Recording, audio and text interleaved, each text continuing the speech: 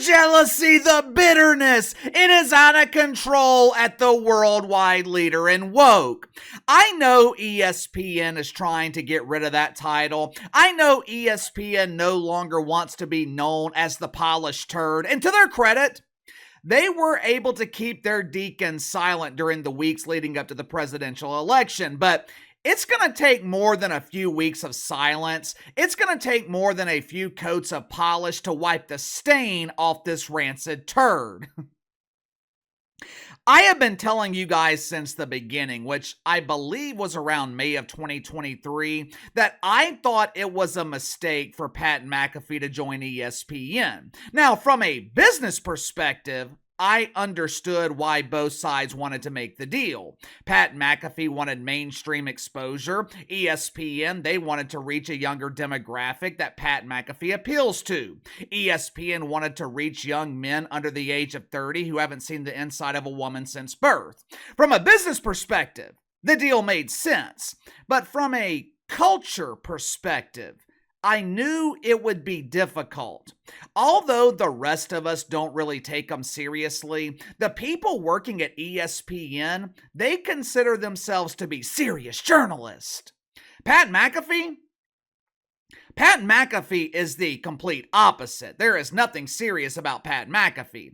Most of the faces of ESPN, they are spending their Sunday mornings on their knees worshiping the gods of weather at Woke United Methodist. Now, Pat McAfee, he spends his Sunday mornings on his knees too, but he's enjoying the warm embrace of the porcelain as he nurses his hangover.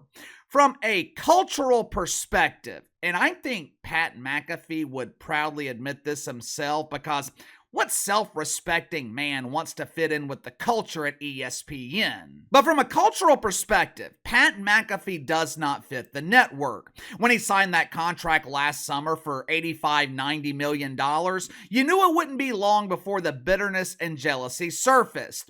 And if you believe this report from Dan Dakich at Outkick, jealousy has finally reared its ugly head. If you haven't already, make sure to like and subscribe. You can follow me on Twitter at KC_BTL84. If you happen to stumble across this video, be sure to check out my main channel, Behind the Line. Search Behind the Line here on YouTube, should be the first channel that comes up. Now, according to Dan Dakich at Outkick, Pat McAfee is viewed as the enemy by bitter colleagues at ESPN. More specifically, there is serious jealousy and resentment of Pat McAfee coming from Stephen A. Smith. Apparently, Stevie is jealous because Pat McAfee came in as an outsider and he's able to do and say whatever the hell he wants without consequence. In the past, Stevie has been suspended by ESPN for things that he has said on the air. A couple of years ago, Stephen A. Smith was unjustly suspended, I believe, for saying that Shohei Ohtani should not be the face of Major League Baseball because he was not fluent in the English language. Now, me personally, I thought that was a logical take. But with ESPN being allergic to logic, along with being terrified of fake outrage on Twitter, they decided to suspend Stephen A. for a few days. But the main reason that Stephen A. Smith is allegedly jealous of Pat McAfee: money. How does Dan Dakich know this? Is he simply making shit up for engagement? Is he floating conspiracy theories to generate views? Supposedly, he knows about this jealousy and resentment because Pat McAfee told him. Over the weekend, Stephen A. Smith, he refuted these allegations. He claimed that he's happy with Pat McAfee's success because it raises the potential salaries for everyone else at ESPN. Now, while that might be true, I do believe there is a level of frustration between Stephen A. Smith and Pat McAfee. I wouldn't necessarily call it jealousy, but I do believe there is a level of frustration, and there is damn sure resentment. Why am I coming to that conclusion? Because if I were personally in the same situation as Stephen A. Smith, I would feel the same way. Just think about it. Stephen A. Smith has been busting his ass at ESPN on and off for 2 decades. He has been Mr. Reliable. ESPN needs someone for a segment on SportsCenter, they call Stephen A. ESPN signs a deal with UFC and they need the face of the network to contribute to the coverage, even though he knows absolutely nothing about MMA, they call Stephen A. When ESPN needs someone to talk about the NFL, Major League Baseball, the NHL, or one of the dozens of other sports that Stephen A. Smith knows absolutely nothing about, they call Stephen A. Once they added Shannon Sharpe, hey, it's me, Shay Shay!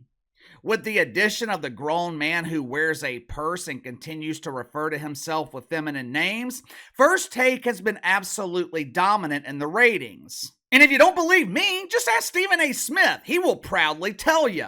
First Take has been the #1 show on television for the past 7,500 years. The Egyptians watched my show while they were building the pyramids. All kidding aside, Stephen A. Smith has been the face of ESPN for the better part of 10 years. And ESPN goes out and makes Pat McAfee the highest paid personality at the network? How would you feel about it? I would imagine that Stephen A. Smith is pissed off. I would be pissed off too. And I haven't even mentioned the fact that Pat McAfee's ratings, they suck.